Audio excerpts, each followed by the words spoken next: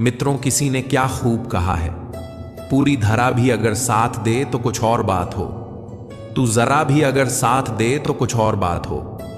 यूं तो चलने को एक पांव पर भी चल सकते हैं लोग, लेकिन दूसरा भी अगर साथ दे तो कुछ और बात हो। जय श्री कृष्णा मित्रों, मैं प्रेरणा पुंज चैनल पर एक बार फिर आपका हार्दिक स्वागत करता हूं, जहां आप सुन रहे हैं श्रीमद् भगवद गीता की एक अद्भुत श्रृंखला जिसका नाम है भगवद गीता की सीख। और आज इसी श्रृंखला में हम जानेंगे कि श्रीमद् भगवद गीता के 10वें अध्याय से क्या सीखा जा सकता है, वो भी बहुत ही सरल भाषा और आसान शब्दों में। मित्रों, अब तक हमने श्रीमद् भगवद गीता के जितने भी अध्यायों का वर्णन किया है, उनमें से अध्याय 10 को विशेष स्थान प्राप्त है। यह अध्याय इसलिए अद्वितीय है क्योंकि इसमें स्वयं भगवान श्री कृष्ण अपने दिव्य स्वरूप और अपनी अनंत विभूतियों का ऐसा मोहक और अद्भुत वर्णन करते हैं जिसे सुनकर हृदय अपने आप ही भक्ति और प्रेम से भर उठता है। यह अध्याय केवल शास्त्रीय ज्ञान का ही संग्रह नहीं, बल्कि आत्मा को झकझोर देने वाली एक दिव्य अनुभूति है। इसलिए इसे सुनते समय मन को एकाग्र करें, ध्यानपूर्वक श्रवण करें और अंत तक इस यात्रा का हिस्सा अवश्य बने रहें। मित्रों, अधूरा ज्ञान कभी भी हमारे लिए लाभकारी नहीं होता। जैसे बिना दीपक के अंधकार दूर नहीं हो सकता, वैसे ही अधूरी जानकारी से जीवन के अंधकार मिट नहीं सकते। इसीलिए आपसे निवेदन है कि इस वीडियो को पूरा अंत तक देखें और जब यह यात्रा समाप्त हो तो अपने हृदय की अनुभूति और आपने इससे क्या सीखा, यह अवश्य हमें कमेंट के माध्यम से बताएं। आपकी हर टिप्पणी न केवल हमारे लिए प्रेरणा बनेगी, बल्कि दूसरे साधकों के लिए भी मार्गदर्शक सिद्ध होगी। और हाँ, यदि आप इस चैनल प्रेरणा पुंज पर पहली बार आए हैं तो कृपया चैनल को सब्सक्राइब करें, ताकि श्रीमद् भगवद गीता की यह अनमोल श्रृंखला और भगवान के दिव्य संदेश निरंतर आपके जीवन में प्रकाश भरते रहें। मित्रों, पिछले अध्याय यानी 9वें अध्याय में हमने जाना कि भगवान की परम महिमा क्या है। जब मनुष्य अलग अलग देवताओं की पूजा करता है तो वास्तव में वह किसे पूजता है? क्या एक पापी भी भगवान की शरण में आकर उनकी भक्ति कर सकता है? और मानव जीवन का परम उद्देश्य आखिर है क्या? इन सभी प्रश्नों का उत्तर हमें 9वें अध्याय ने दिया था। और अब गीता के 10वें अध्याय में हम यह जानने वाले हैं कि क्या वास्तव में भगवान का कोई विशिष्ट रूप है? भगवान कहां कहां किस किस रूप में इस सृष्टि में विद्यमान है? क्या मनुष्य अपने छोटे से ज्ञान और सीमित दृष्टि के साथ भगवान को पूर्णतः जान सकता है? यह अध्याय हमें भगवान की उन अनंत विभूतियों के दर्शन कराता है जो हमें हर ओर दिखाई देती हैं। पर्वतों में हिमालय उनका रूप है, नदियों में गंगा उनका प्रवाह है, देवताओं में इंद्र उनका प्रतिनिधि है और मनुष्यों में स्वयं श्री कृष्ण ही उनके परम पुरुष रूप में प्रकट है। तो चलिए मित्रों, अब मैं आपको ले चलता हूं श्रीमद् भगवद गीता के 10वें अध्याय विभूति योग की इस अलौकिक यात्रा पर। इस अध्याय के प्रारंभ में भगवान श्री कृष्ण अर्जुन से अत्यंत प्रेम पूर्वक कहते हैं, भूय एव महाबाहो शृणु में परमं वचः यत्ते हम प्रियमाणाय वक्ष्यामि हितकाम्या। अर्थात, हे महाबाहु अर्जुन, अब तुम मेरे परम उपदेश को पुनः सुनो। तुम मेरे प्रिय सखा हो, तुम मुझसे प्रेम करते हो और तुम्हारे कल्याण के लिए मैं तुम्हें अपनी दिव्य विभूतियों का रहस्य प्रकट करूंगा।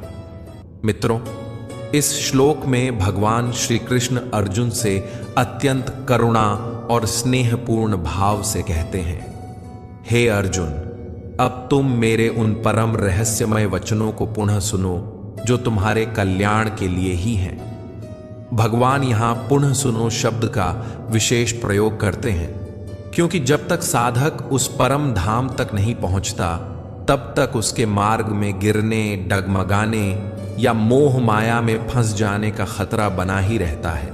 सांसारिक समस्याएं, इच्छाएं और बाधाएं बार बार मनुष्य को भक्ति पथ से भटका सकती है। इसलिए भगवान बार बार अपने भक्त को सचेत और जागृत करते हैं।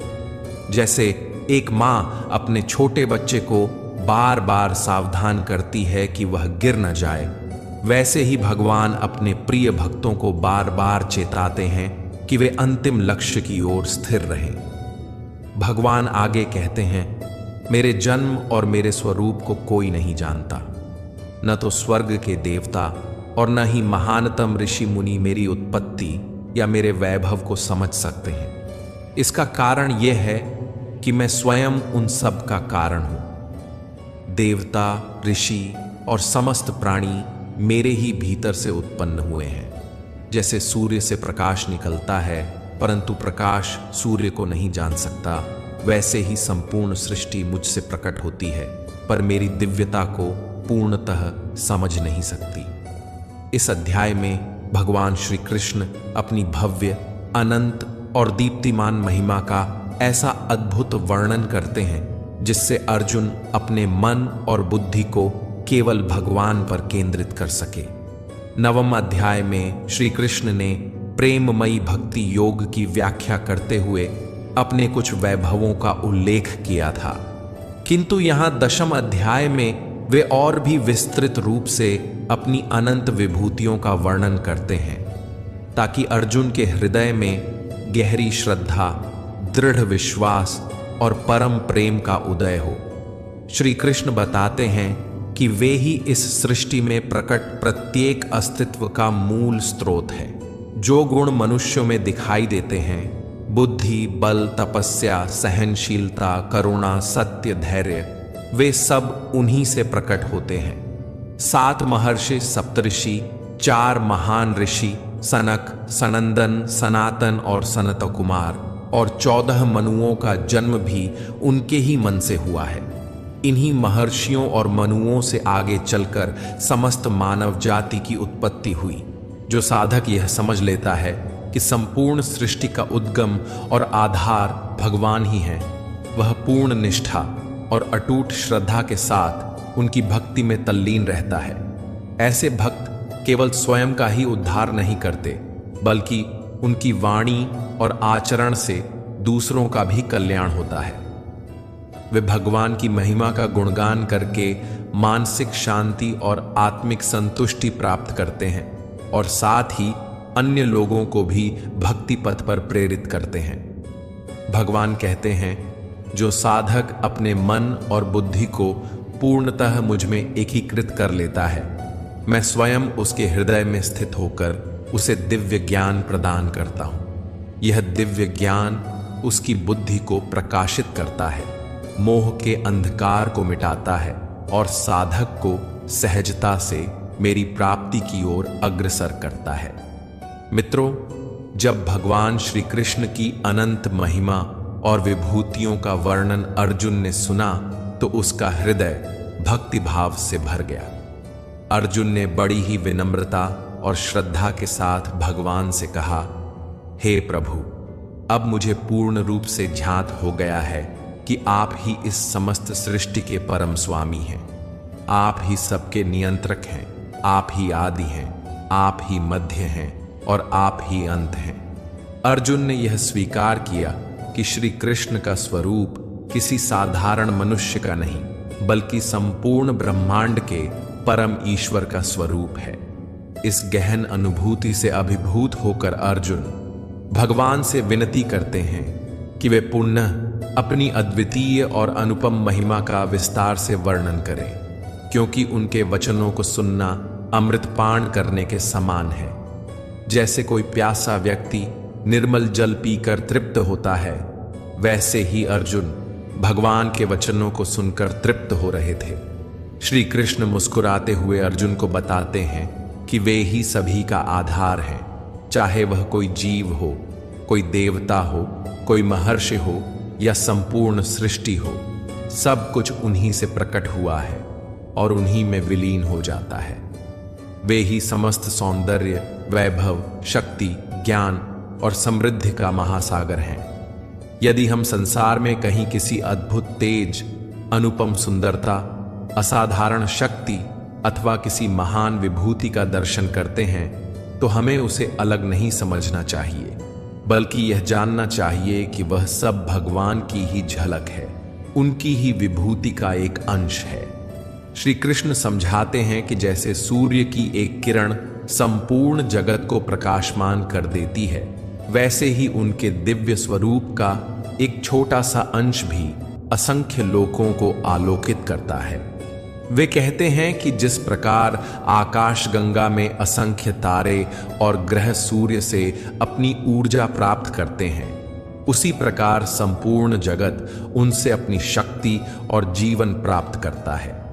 उनकी विभूतियां असीमित हैं और उनमें से केवल कुछ का ही वर्णन करके वे अर्जुन को यह समझाना चाहते हैं कि भगवान की महिमा का कोई अंत नहीं है। तत्पश्चात श्री कृष्ण ने अर्जुन को बताया कि वे श्रेष्ठतम व्यक्तियों, दिव्य गुणों और अद्वितीय पदार्थों में प्रकट होते हैं। चाहे वह हिमालय की ऊंचाई हो, गंगा की पवित्रता हो, इंद्र की शक्ति हो, सूर्य का तेज हो या अग्नि की प्रखरता हो, इन सब में भगवान का ही अंश विद्यमान है। हर महानता, हर अलौकिकता, हर दिव्यता भगवान की ही विभूति है। इस प्रकार भगवान ने अध्याय के अंत में अर्जुन को यह गहन सत्य बताया कि अब तक जिन विभूतियों का उन्होंने वर्णन किया है, वे उनकी अनंत महिमा का केवल एक अंश हैं। वास्तव में उनकी वास्तविक शक्ति और विराट स्वरूप अनंत और अगम्य है। समस्त ब्रह्मांड उनके दिव्य स्वरूप का केवल एक अंश है और उस अंश में ही अनगिनत लोक और आकाश गंगाएं समाई हुई हैं। मित्रों, यही कारण है कि हम मनुष्यों को अपनी भक्ति और आराधना का लक्ष्य केवल भगवान को ही बनाना चाहिए, क्योंकि वे ही सभी प्रकार की विभूतियों और समृद्धियों का परम स्रोत हैं। आगे भगवान श्री कृष्ण अर्जुन से कहते हैं, यो मामजमनादीन च वेत्ति लोक महेश्वरम असमूढ़ समृत्येषु सर्व पापैः प्रमुच्यते। अर्थात जो मनुष्य मुझे अजन्मा, अनादि और समस्त लोकों का स्वामी जान लेता है, वह मोह माया से रहित होकर सभी पापों से मुक्त हो जाता है। श्री कृष्ण स्पष्ट करते हैं कि जो यह समझ लेता है कि मैं न कभी जन्म लेने वाला हूं और न ही कभी मृत्यु को प्राप्त होने वाला, वही वास्तव में सबसे महान ज्ञानी है।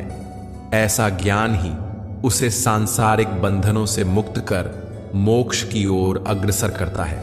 भगवान आगे कहते हैं, हे अर्जुन, जीवों में जो विविध गुण दिखाई देते हैं वे सब मुझसे ही उत्पन्न होते हैं। बुद्धि, ज्ञान, विवेक, क्षमा, सत्य, इंद्रियों और मन पर नियंत्रण, सुख दुख की स्थिति, जन्म मरण, भय और निडरता, अहिंसा, समता, संतोष, तप, दान, यश और अपयश, ये सब मेरी ही विभूतियां हैं। अर्थात सृष्टि में विद्यमान हर भाव और प्रत्येक गुण वास्तव में मेरा ही विस्तार है। इस संसार में जहां जहां और जिसकी भी पूजा की जाती है, वह वस्तुतः मेरी ही पूजा होती है। भक्त जब अपने मन, प्राण और चेतना को मुझे समर्पित कर देते हैं, तब उनके अज्ञान रूपी अंधकार को मैं ही अपने ज्ञान रूपी प्रकाश से प्रकाशित करता हूं। यह सब सुनकर अर्जुन गदगद होकर बोले, हे जनार्दन, कृपा कर पुनः अपनी दिव्य महिमा, ऐश्वर्य और अनंत अभिव्यक्तियों का विस्तार पूर्वक वर्णन करें। आपकी वाणी मेरे लिए अमृत के समान है, जिसे सुनकर मैं कभी तृप्त नहीं हो पाता। अर्जुन ने आगे कहा, आप ही परम पुरुषोत्तम, परम धाम, परम शुद्ध, अविनाशी, आदि पुरुष और महानतम भगवान हैं। इस सत्य की पुष्टि नारद, असित, देवल और व्यास जैसे महान ऋषि भी करते आए हैं, और अब आप स्वयं भी अपनी दिव्यता का प्रत्यक्ष प्रमाण दे रहे हैं। इसलिए प्रभु, कृपया मुझे विस्तार से बताइए कि आपके वे कौन कौन से दिव्य ऐश्वर्य हैं जिनसे आप संपूर्ण संसार में व्याप्त होकर उसे धारण किए हुए हैं। हे योग के परम स्वामी, मैं आपको और अधिक गहराई से कैसे जान सकता हूं और किस प्रकार आपके मधुर स्वरूप का सतत चिंतन कर सकता हूं। हे परम पुरुषोत्तम भगवान, ध्यान की अवस्था में मैं किन किन रूपों में आपका स्मरण करूं। आपने अब तक जो कुछ भी अपने विषय में कहा है उसे मैं पूर्ण सत्य के रूप में स्वीकार करता हूं। आपकी प्रत्येक वाणी मेरे हृदय को और भी अधिक मोह रही है। हे प्रभु, देवता हो या असुर, कोई भी आपके वास्तविक स्वरूप को पूर्णतः नहीं जान सकता। आप ही एकमात्र ऐसे हैं जो स्वयं को पूर्ण रूप से जानते हैं। किंतु फिर भी मेरा हृदय आपसे यह विनती करता है कि कृपया अपनी शक्तियों और अनुपम महिमा के बारे में विस्तार से बताइए। इस पर आनंदमय भगवान श्री कृष्ण मुस्कुराकर कहते हैं, हे अर्जुन, वास्तव में मेरे विस्तार का कोई अंत नहीं है, परंतु फिर भी मैं तुम्हें अपनी दिव्य महिमा का संक्षिप्त वर्णन करूंगा। हे श्रेष्ठ कुरुवंशी, यह वर्णन अनंत होते हुए भी जो कुछ तुम्हारे लिए जानना आवश्यक है वही मैं तुम्हें बताऊंगा। इसके उपरांत भगवान श्री कृष्ण अपनी अलौकिक और अद्भुत महिमा का मनमोहक विवरण आरंभ करते हैं। वे श्रेष्ठ पदार्थों, महान व्यक्तियों और अद्वितीय क्रियाओं के माध्यम से अपने विराट वैभव को प्रकट करते हैं। मित्रों, इसे अत्यंत ध्यानपूर्वक सुनना चाहिए, क्योंकि यह केवल कथा नहीं बल्कि भगवान की दिव्य झलक है। श्री कृष्ण कहते हैं, हे अर्जुन, मैं सभी जीवित प्राणियों के हृदय में स्थित हूं। मैं ही समस्त जीवों का आदि, मध्य और अंत हूं। मैं विष्णु हूं। प्रकाशमान पदार्थों में मैं सूर्य और चंद्रमा हूं। वेदों में सामवेद हूं। देवताओं में मैं स्वर्गलोक के राजा इंद्र हूं। इंद्रियों में मैं मन हूं और प्राणियों में चेतना हूं। रुद्रों में मुझे शंकर जानो। यक्षों में मैं कुबेर हूं। वसुओं में मैं अग्नि हूं और पर्वतों में मेरु पर्वत हूं। हे अर्जुन, पुरोहितों में मैं बृहस्पति हूं और सेना नायकों में मैं कार्तिकेय हूं। जलाशयों में मैं समुद्र हूं। महर्षियों में मैं भृगु हूं। ध्वनियों में दिव्य ओम हूं। यज्ञों में मैं जप यज्ञ हूं। अचल पदार्थों में मैं हिमालय हूं। वृक्षों में मैं बरगद का वृक्ष हूं और देव ऋषियों में मैं नारद हूं। गंधर्वों में मैं चित्ररथ हूं। सिद्ध पुरुषों में मैं कपिल मुनि हूं। अश्वों में मुझे उच्चैः श्रवा जानो, जो समुद्र मंथन से प्रकट हुआ था। हाथियों में मैं ऐरावत हूं और मनुष्यों में मैं राजा हूं। शस्त्रों में मैं वज्र हूं।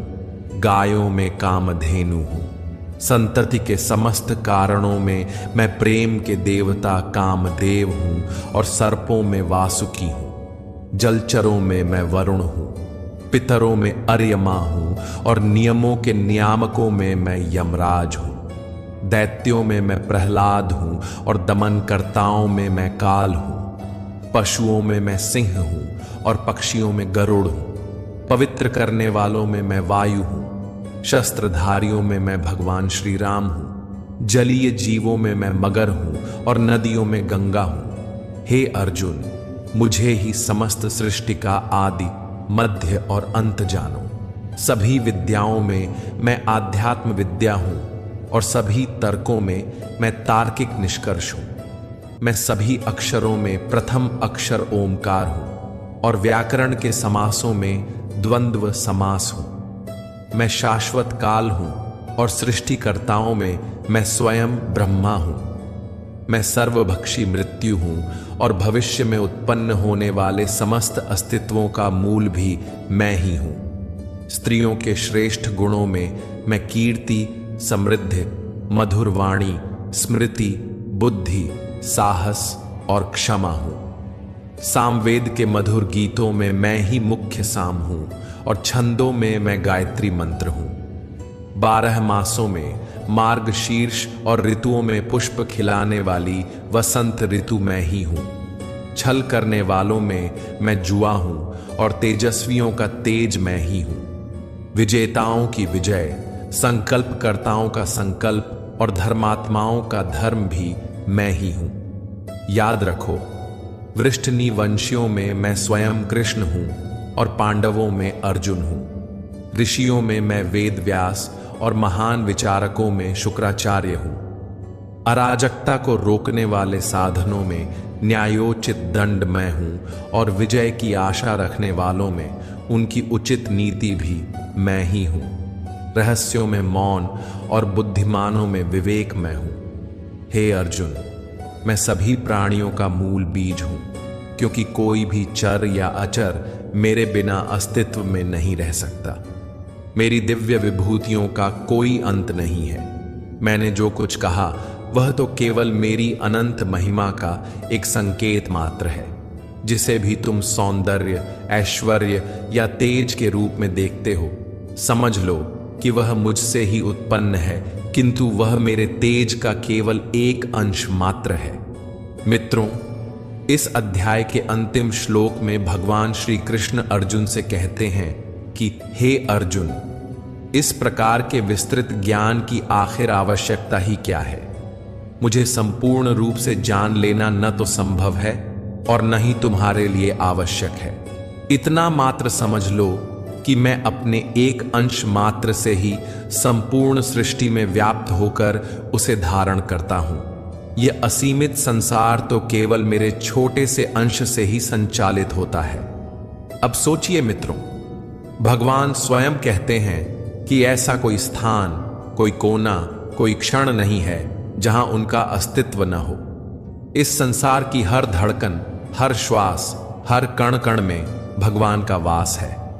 और सबसे बड़ा संदेश उन्होंने यही दिया कि मनुष्य को यह चिंता नहीं करनी चाहिए कि वह ईश्वर को संपूर्ण रूप से जान पाए या नहीं, क्योंकि यह असंभव है। मित्रों, जब भगवान ने अर्जुन को यह सत्य बताया तो उसका एक गहरा अर्थ भी है। हमें भी अपने जीवन में उसी तरह जीना चाहिए। जैसे भगवान ने कहा कि मुझे पूरी तरह जानना आवश्यक नहीं है, बल्कि उतना जानना ही पर्याप्त है जो तुम्हारे लिए उपयोगी हो। उसी प्रकार हमें भी अपनी ऊर्जा और समय उन विषयों पर नष्ट नहीं करना चाहिए जिनका हमारे जीवन से कोई संबंध नहीं। जीवन का उद्देश्य यह नहीं कि हम सब कुछ जान लें, बल्कि यह है कि हम वही सीखें और समझें जो हमें अपने लक्ष्य, अपनी मंजिल और अपने धर्म के मार्ग तक पहुंचाने में सहायक हो। दोस्तों, आज की दुनिया में असंख्य विषय और आकर्षण हमें इधर उधर भटकाते रहते हैं, लेकिन यदि हम गीता के इस अध्याय को जीवन में उतारें तो हमें स्पष्ट हो जाएगा कि हमें केवल वही ज्ञान अर्जित करना चाहिए जो हमारे कर्म को सही दिशा में ले जाए, जो हमारे जीवन को सार्थक बनाए और हमें हमारी मंजिल के निकट पहुंचाए। जब हम इस सत्य को आत्मसात करेंगे तो छोटी छोटी बातों में उलझकर विचलित नहीं होंगे। साथियों, आशा है कि आपको श्रीमद् भगवद गीता के इस 10वें अध्याय की यह सरल और सहज व्याख्या अवश्य ही हृदय को छू गई होगी। इस अध्याय से आपने क्या सीखा, यह हमें अवश्य बताइए।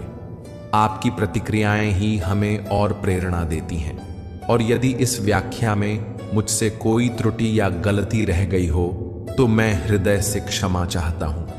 अब प्रतीक्षा कीजिए हमारे अगले मिलन की, जब हम श्रीमद् भगवद गीता के 11वें अध्याय की अद्भुत और गूढ़ शिक्षाओं को बहुत ही सरल और आसान भाषा में आपके सामने प्रस्तुत करेंगे। तब तक के लिए अपना ध्यान रखें, स्वस्थ रहें, प्रसन्न रहें और भगवान श्री कृष्ण की कृपा में सदा निमग्न रहें। जय श्री राधे कृष्णा। राधे राधे।